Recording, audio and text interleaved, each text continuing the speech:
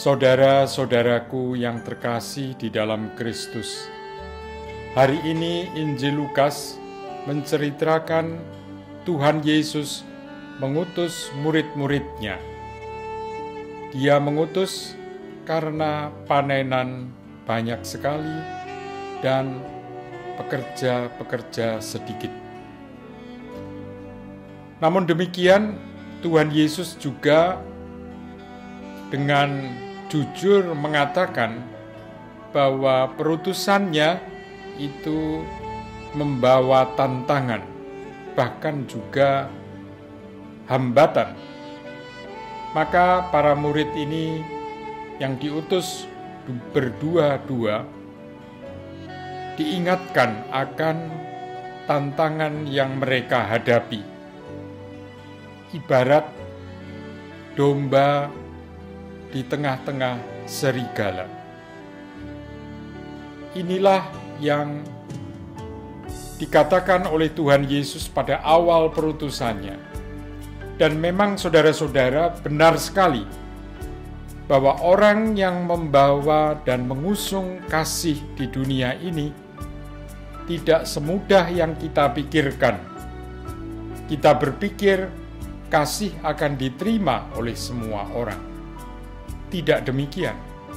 Dalam sejarah kemanusiaan, kita bisa melihat ada banyak orang yang menentang. Aneh tetapi nyata. Dan ini dikatakan oleh Tuhan Yesus dengan jelas sekali. Ibarat domba di tengah serigala. Saudara-saudaraku yang terkasih di dalam Kristus, selain itu, Tuhan Yesus juga menyebutkan syarat-syaratnya. Dikatakan di situ tidak perlu membawa pundi, pakaian, dan seterusnya. Itu hanya mau menggambarkan bahwa perutusan kasih itu tidak lain ialah membawa diri apa adanya. Dan itu bisa kita lihat dari pengalaman para nabi, para rasul, orang-orang yang diutus oleh Tuhan untuk membawa kasih itu ke dunia ini.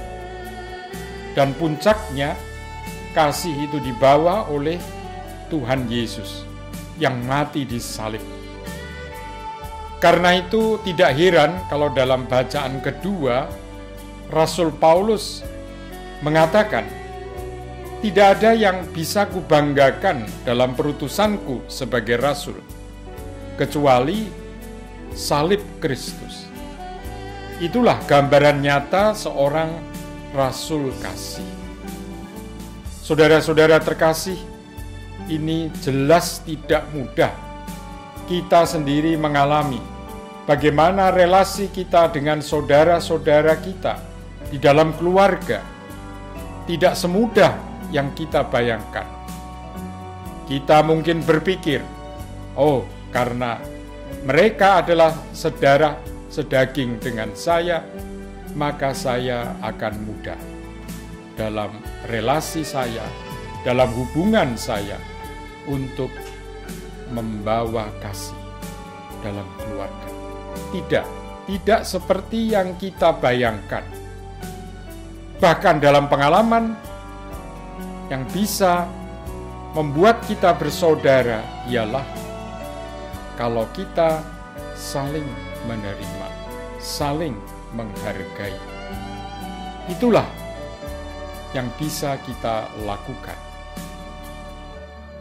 Tindakan-tindakan semacam itu membawa konsekuensi. Konsekuensi bagi hidup saya pribadi. Pertama, jelas kita harus tulus. Ketulusan hati itu akan memberi kepercayaan kepada orang lain. Kedua, kerendahan hati. Orang yang rendah hati tampil tidak membawa ancaman. Orang yang rendah hati dapat dipercaya karena dia tahu orang yang rendah hati itu terbuka hatinya. Saudara-saudaraku yang terkasih di dalam Kristus, menjadi murid Tuhan Yesus yang diutus ke dunia ini membawa konsekuensi bahwa murid-murid Tuhan perlu tulus hati, perlu rendah hati. Dan ini, kalau kita menarik semua ini semua, tidak lain ialah salib Kristus, seperti dialami dan dilihat oleh Rasul Paulus. Mari para saudara yang terkasih, dengan kesadaran ini kita tetap berani untuk menjadi pewarta kasih Allah.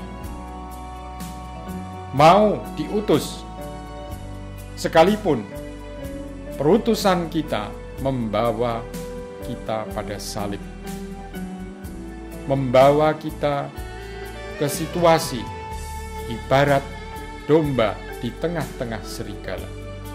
Kita tidak gentar karena Tuhan Yesus memberi janji bahwa kita dalam menghadapi itu kita diberi kuasa untuk melawan roh-roh jahat itu.